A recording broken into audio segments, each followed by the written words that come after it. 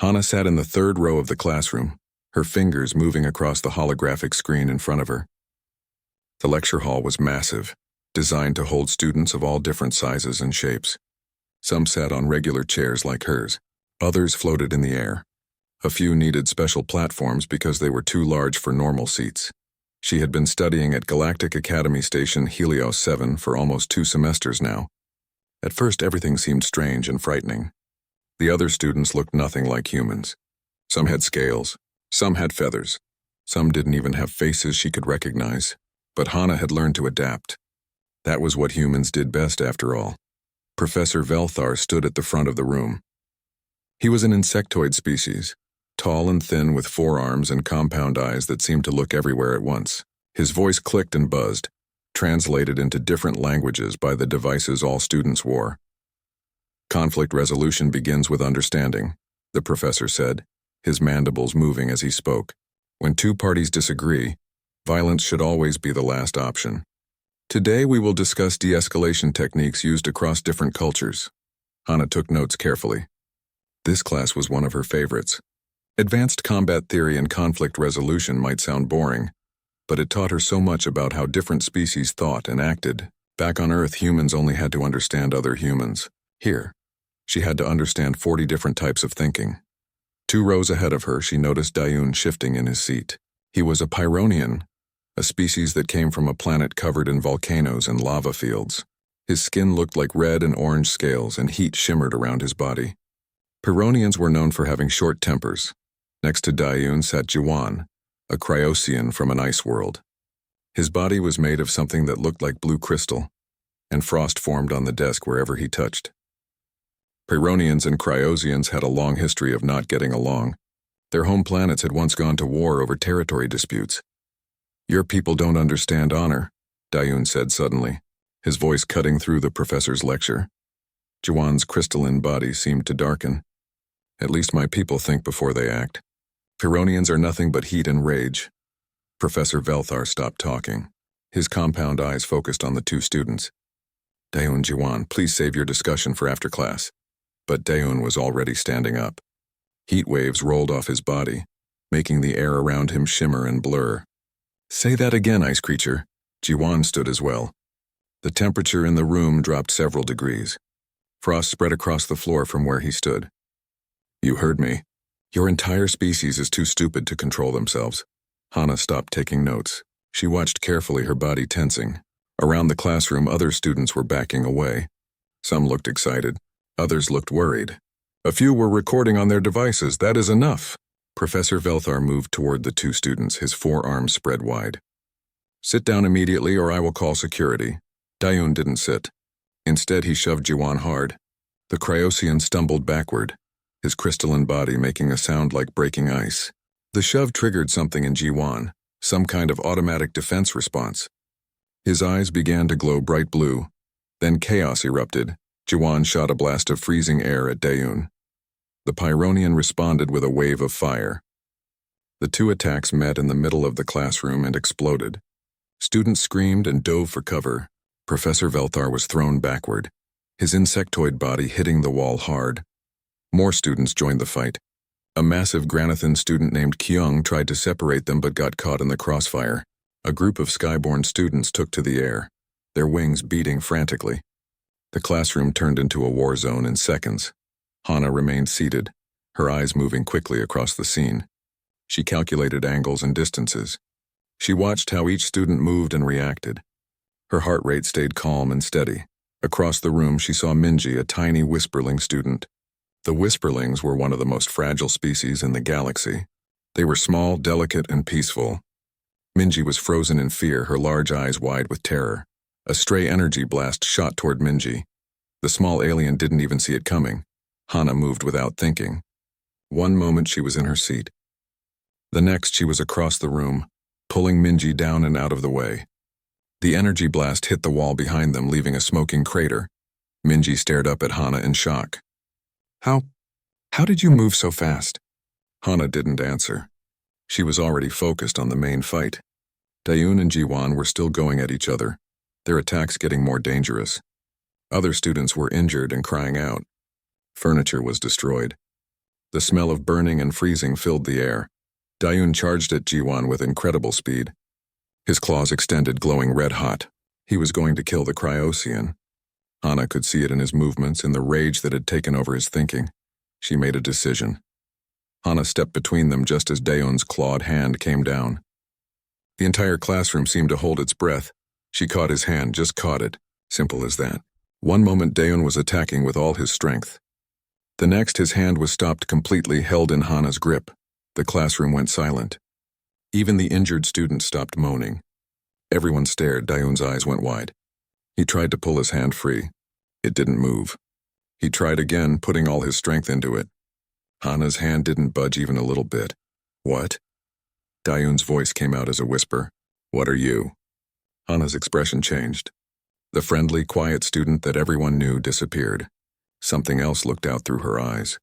Something old and dangerous. Something that had survived when it should have died. Something that had climbed to the top of the food chain on a planet that tried to kill everything that lived there. That's enough, Hana said quietly.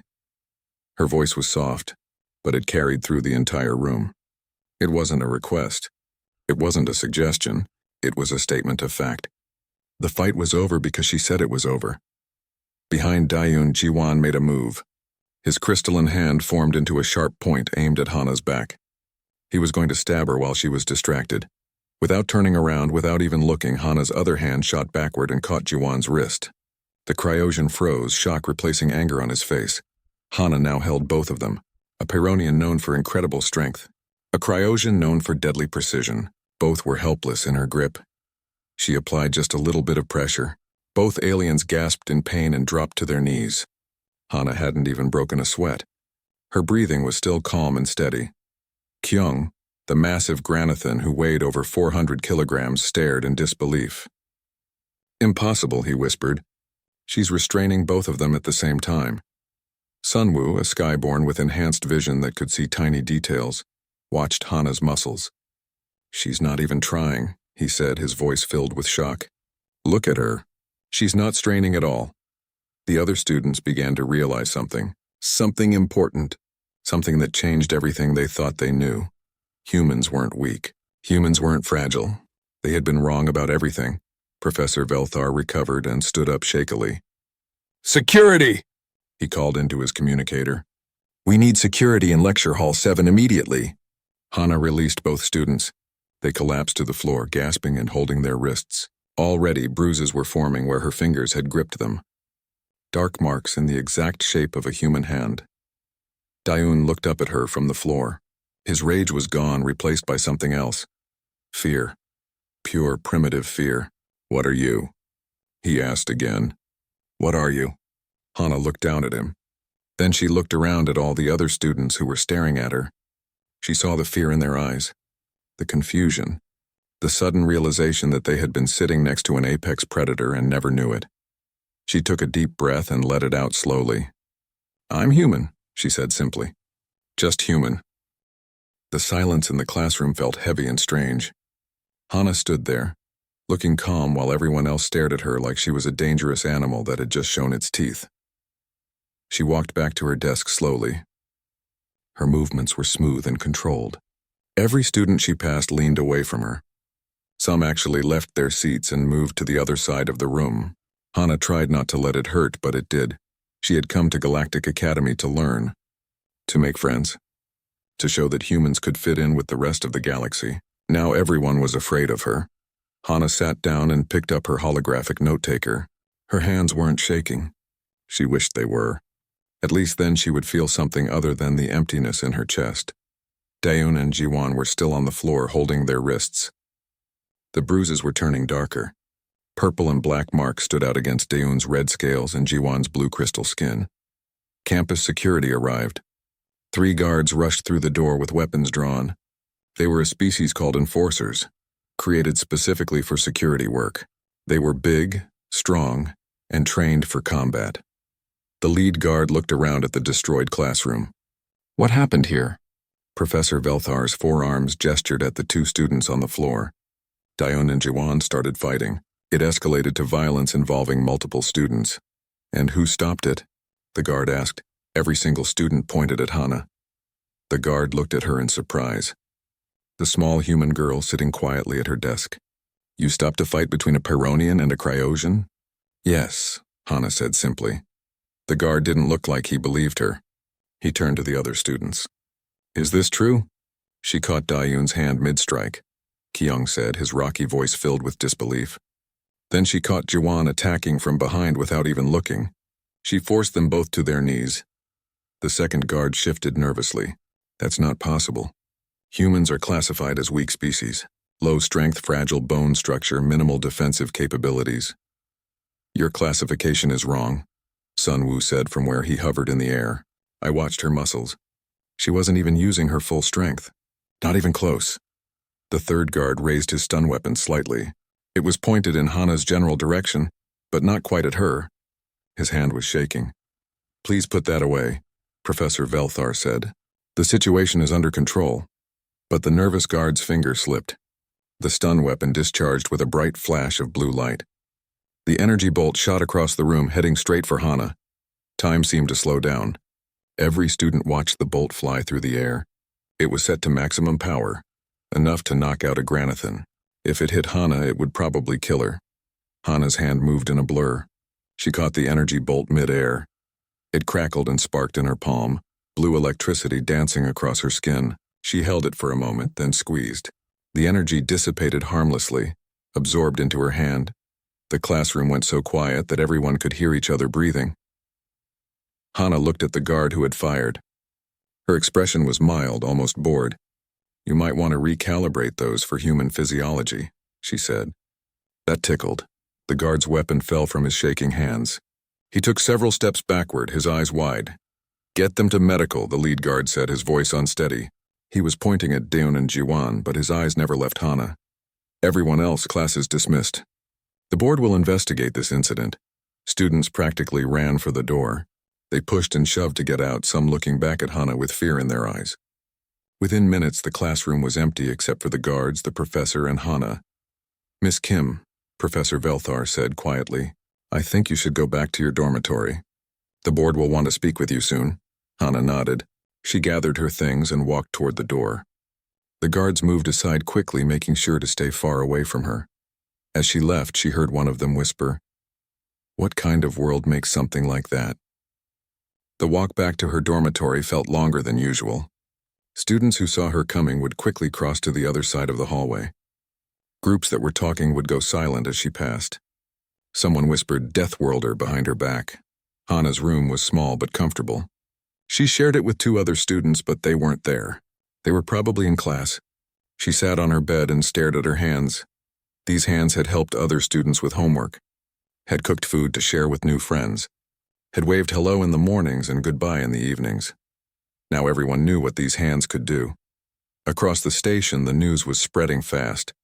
Students were sharing videos of the fight. The footage showed everything. Hana moving at impossible speed to save Minji. Hana catching both fighters at once. Hana catching the stun bolt like it was nothing. In the science building, a student named Bo Young was watching the video for the 5th time. Bo Young was a cerebrite, a species known for their intelligence and love of research.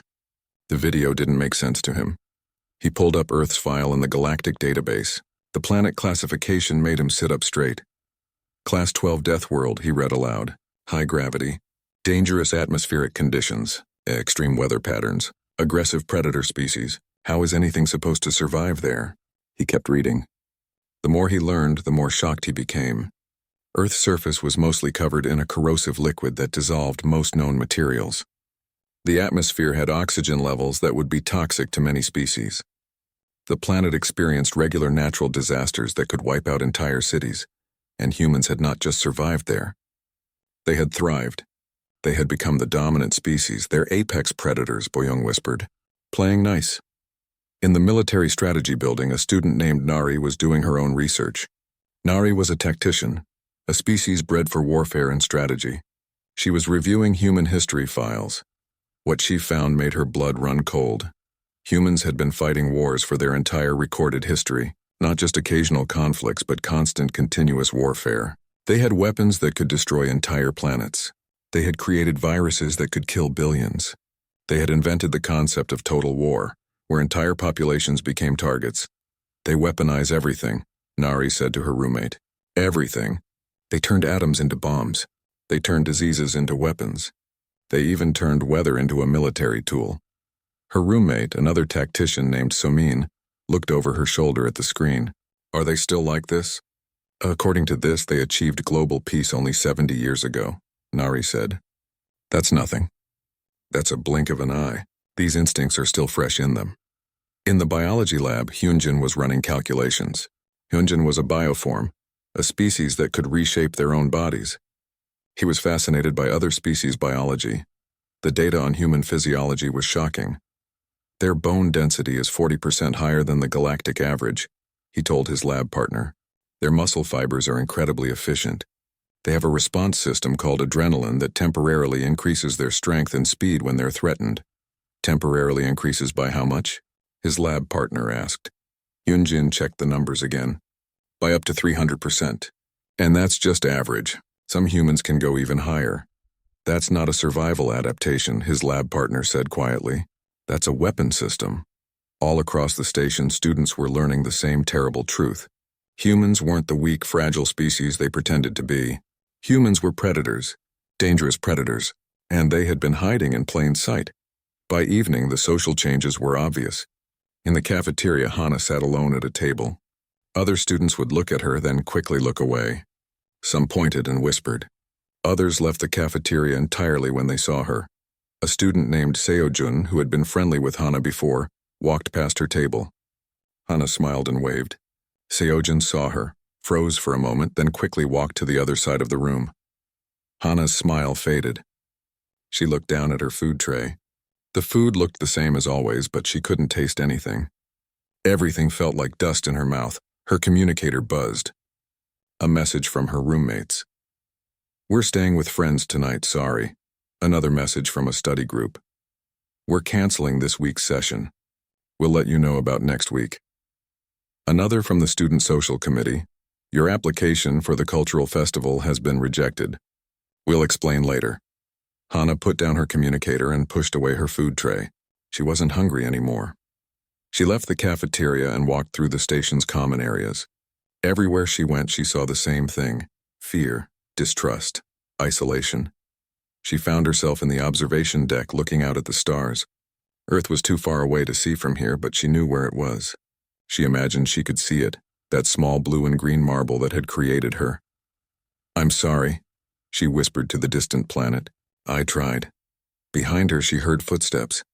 She turned to see Minjun, a small flitterling student. Flitterlings were one of the weakest species in the galaxy, small and delicate like birds. Minjun hesitated, then approached her slowly. Hana, you shouldn't be near me, Hana said quietly. Haven't you heard? I'm dangerous. You saved Minji, Minjun said. When that energy blast was going to hit her, you moved faster than anyone could see. You saved her life. Hana didn't say anything.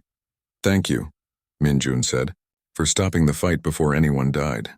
3 days had passed since the fight. Hana had spoken to the board investigators, answered their questions, and shown them the video evidence. They concluded she had acted in self-defense and to protect others. No charges were filed, but that didn't change how the other students treated her. She walked to class alone. She ate lunch alone.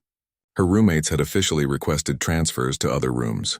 In the hallways, students would see her coming and quickly find reasons to go the other way. Hana told herself it didn't matter. She came here to study, not to make friends. She could do her work, graduate, and go home. That was enough. But she was lying to herself, and she knew it. On the fourth day, Hana was walking through the station's central plaza when she heard shouting. She almost kept walking. Getting involved in other people's problems was what had caused all this trouble in the first place. But she couldn't ignore it. That wasn't who she was. She followed the sound to a quiet corridor near the engineering building. There she found Minjun backed against a wall. 3 larger students surrounded him. She recognized them. Taehyun, a ravager species known for being bullies, and his 2 friends. Give us your research data, Taehyun was saying. The project is due tomorrow and we're not going to fail because we're too lazy to do the work. No, Minjun said, his voice shaking but firm. I worked hard on that. Do your own work. Taehyun grabbed Minjun's bag. Wrong answer, little bird. Other students were walking past. They saw what was happening. Some looked uncomfortable. Others just looked away and kept walking. Nobody stopped to help. Hana felt something hot and angry burn in her chest. This was exactly the kind of thing she hated. The strong picking on the weak because they could. Because nobody would stop them, she walked up to the group. Leave him alone. Taehyun turned around and saw her. A big smile spread across his face. Well, the scary human. We've been hearing all about you. Then you should know to walk away, Hana said calmly. Oh, we heard about your trick in class, Taehyun said. He was trying to sound brave, but Hana could see the nervousness in his eyes. Catching people off guard, fighting dirty, but there are 3 of us. You really think you're tough enough? I'm asking nicely, Hana said. Once, or what? Taehyun pushed her shoulder. Or tried to. Hana didn't move. It was like he had pushed a wall. What are you going to do? Hana didn't answer. She just stood there waiting. Taehyun's nervousness turned to anger. He didn't like being embarrassed in front of his friends. He swung his fist at Hana's face. She moved her head slightly. His fist passed by her ear, missing by less than an inch. He was off balance now, his momentum carrying him forward. Hana just stepped aside and let him stumble past her into the wall. His 2 friends attacked together. One came from the left, one from the right. They were trying to grab her arms to hold her still so Taehyun could hit her. Hana dropped low, bending her knees. Both attackers missed and crashed into each other. She stood up between them, not throwing a single punch. Taehyun recovered and charged at her again, this time aiming low to tackle her. Hana waited until the last second, then pivoted her hips. She guided his momentum with her hands, redirecting him into the wall again. He hit hard and bounced off. The other 2 came at her again, more careful this time. They were circling, trying to find an opening. Hana just turned slowly, keeping both of them in her vision. One lunged. Hana leaned back, letting him pass. The other tried to sweep her legs.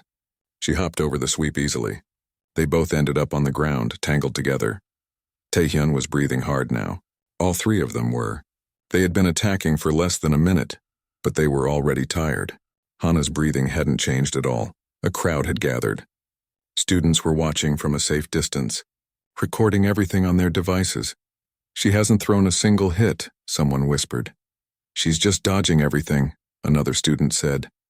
Look at them. They're exhausted. She's not even trying.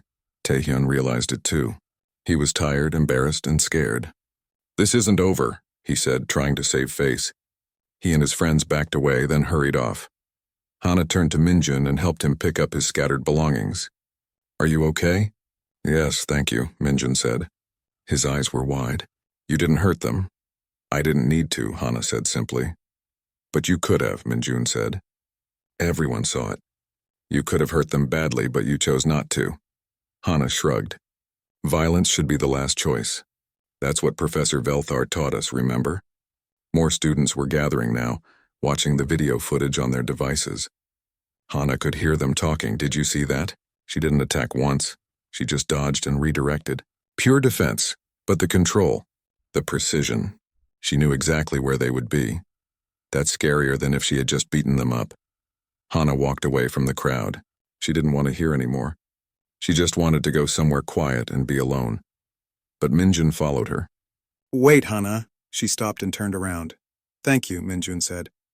Not just for now. For showing us that strength doesn't mean violence. My people are weak.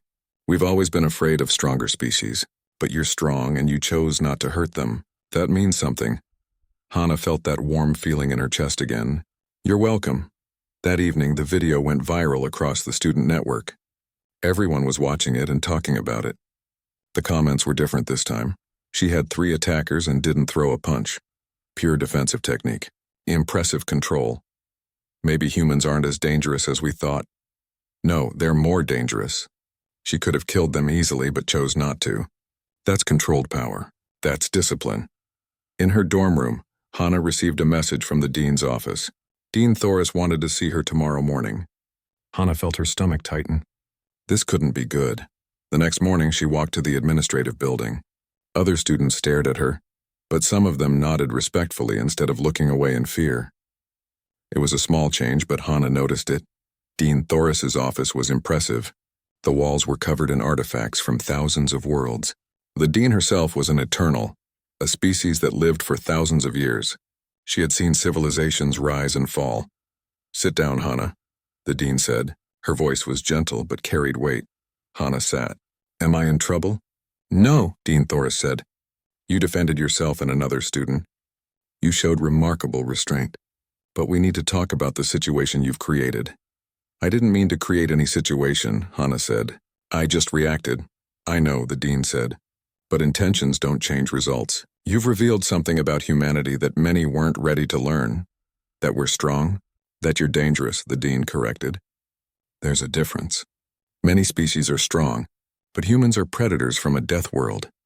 Your planet tried to kill you for millions of years and you survived. You thrived. You became the apex predator. That frightens people." Hannah looked down at her hands. "I can't change what I am." "I'm not asking you to," Dean Thoris said. "I'm asking you to help us understand. Earth has been applying to join the Galactic Council for decades. Your people want to be part of the greater galaxy, but many council members are afraid of what humans might do with that membership." "What do you mean?" "They fear humans will become dominant through force," the Dean said. "That you'll conquer rather than cooperate. Your actions in that classroom and then in the corridor, they've made that fear worse for some. But for others, they've shown something different." "What?" "Control," the Dean said. "Power tempered by choice. You could have hurt those students badly, but you chose not to. That shows more strength than violence ever could." Hannah didn't say anything. She didn't know what to say. "I have a proposal," Dean Thoris said. "In 2 weeks, we have Cultural Demonstration Week. Every species shows their history, their culture, what makes them unique. I want you and the other human students to present humanity. The real humanity, not the peaceful explorers you've been pretending to be. The truth." "The truth," Hannah repeated. "Your violence and your compassion. Your wars and your art. Your destruction and your creation. Everything that makes humans what they are. Show them the whole picture, not just the parts you think they want to see." "What if they hate us more after that?" "Then they were always going to hate you," Dean Thoris said. "But if they understand you, really understand you, then maybe they'll see what I see." "What do you see?" The Dean smiled. It was a strange expression on her alien face, but somehow it looked kind. A species with the potential for great violence that chooses peace. Warriors who fight to protect the weak. Predators who show mercy. That's rare in this galaxy, Hannah. Rarer than you know. Hannah left the office with a lot to think about. 2 weeks to prepare a presentation about humanity. 2 weeks to show the galaxy who humans really were. She found the other 2 human students on the station, Yuna and Sungho. They met in a quiet study room to talk. "The Dean wants us to do what?" Sungho asked. "Show them the truth about Earth and humans," Hannah repeated. "Everything. The good and the bad." "That's going to scare them even more," Yuna said. "Maybe," Hannah said. "Or maybe it will help them understand. We've been trying to hide what we are. Maybe that was the wrong approach." "What do we show them?" Sungho asked. "Our history is full of terrible things." The 3 human students spent every free moment preparing for the presentation. They gathered information about Earth's history, culture, and achievements. But they also included the dark parts, the wars, the genocides, the mistakes that nearly destroyed their species. "We can't just show them the good parts," Hannah said as they worked. "They need to see all of it." Yuna was organizing historical data. "This is going to be hard to watch. Some of this stuff is brutal. Earth is brutal," Sungho said quietly. "Maybe that's what they need to understand. We come from a world that tried to kill us every single day. We learned to be strong because we had no choice." As word spread about the presentation, students began approaching Hannah. Some were curious. Others wanted to help. A few still avoided her, but the number was getting smaller. Minjun was the first to offer help. "I can help with visual displays," he said. "My species is good with technology." Then Kyung, the massive Granathan, approached her in the cafeteria. "You scared me," he said bluntly. "But you also saved Minji. I want to understand why you did that. Why a predator species would protect someone weak." "Because it's the right thing to do," Hannah said simply. Kyung sat down at her table. It was the first time anyone had voluntarily sat with her in days. "Tell me about human warriors. Your people must have great warriors." Hannah thought about it. "We do. But our greatest warriors aren't always the ones who fight. Sometimes they're the ones who protect, who heal. Who teach? I don't understand. You will, Hana said. After the presentation, more students joined them. Sunwoo, the Skyborn, landed at their table. My people respect strength. You have strength, but you control it. That's worthy of respect. A mind weaver named June approached carefully. May I ask you something? Yes, Hana said. That day in class I tried to read your thoughts. Just for a moment, June looked uncomfortable. I saw something that frightened me. Something old and dangerous, but also something protective. What did I see? You saw what humans are, Hana said. We're predators, but we're also protectors. Both things are true at the same time. The group working on the presentation grew. Soon there were 10 students helping, from different species. They wanted to understand humans better, and slowly they were becoming friends with the 3 human students. But not everyone was happy about it. Jihoon was a sovereign, a species that had been the dominant military power in this sector for centuries. Sovereigns were used to being the strongest, the most feared. The idea of humans being more dangerous than them was unacceptable. He gathered other students who felt the same way. We can't let them give this presentation, Jihoon said to his group. If they show the council what humans really are, if Earth joins the Galactic Council, they'll challenge our position. What do you propose? Asked one of his followers. We stop them, Jihoon said. We make sure their presentation fails. 6 days before the presentation, Hana found a message on her door. It was written in standard galactic script. Go home, human. This isn't your place. She stared at it for a long moment, then took a picture and kept working. 3 days before the presentation, the study room where they kept their research was broken into. Nothing was stolen, but everything was scattered and disorganized. It took them a full day to sort everything out again. The night before the presentation, disaster struck. Hana woke up to urgent messages from Yuna and Sungho. All our files are gone, Yuna's message said. Someone hacked into the system and deleted everything. Hana rushed to meet them in the study room. Sungho was frantically trying to recover the data. It's all gone. Months of work. Every file, every video, every piece of information we gathered. All deleted. Can you restore it? Hana asked. No, Sungho said. Whoever did this knew what they were doing. They didn't just delete the files. They destroyed them completely. Yuna sat down heavily. It's over. We can't do the presentation without the data. We have nothing to show them. Hana looked at both of them. She felt the same despair they did. Months of work gone. Their chance to show humanity's true nature stolen. Then she remembered something her father had told her before she left Earth. The most important things aren't stored in computers. They're stored in hearts. What? Yuna looked up. We don't need the files, Hana said. We know our own history. We lived it. We carry it with us. You want us to present from memory? Sungho asked. In front of thousands of people? With no visual aids? Yes, Hana said. We tell them our story. Not with videos and data. With our words. With our hearts. We show them what it means to be human, not by explaining it, but by being it. Yuna and Sungho looked at each other. Then Sungho nodded slowly. You're right. The best way to show them who we are is to just be who we are. We've been preparing this presentation for weeks, Yuna said. We know what we want to say. We don't need computers to tell our own story. They spent the rest of the night preparing, not by building presentations or organizing data, but by talking, by remembering, by sharing stories about Earth and humanity. Morning came too quickly. The amphitheater was massive, designed to hold over 3,000 students and faculty. Every seat was filled. People were standing in the aisles. News had spread across the station about the human presentation, and everyone wanted to see it. Hana, Yuna, and Sungho stood backstage, waiting for their turn. They could hear the murmur of the crowd, the excitement and nervousness. I'm scared, Yuna admitted. Me too, Sungho said. Good, Hana said, being scared and doing it anyway. That's courage. That's human. The announcer called their names. They walked out onto the stage. The amphitheater went quiet as 3,000 beings stared at them. Hana looked out at the crowd. She saw Kyung and Sunwoo sitting together, Minjun and Minji in the front row, Joan the Mind Weaver, dozens of students they had met and talked to over the past weeks. She also saw Jihoon sitting in the front row, his arms crossed. He was smiling.